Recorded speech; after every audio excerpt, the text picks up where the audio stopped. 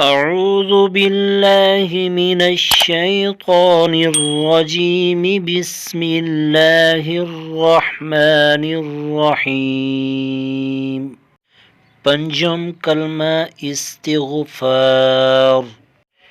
أستغفر الله ربي من كل ذنب أذنبته عمدا أو خطأ سرا أو علانية وأتوب إليه من الذنب الذي أعلم ومن الذنب الذي لا أعلم إنك أنت علام الغيوب وستار العيوب وغفار الذنوب ولا حول ولا قوة إلا بالله العلي العظيم.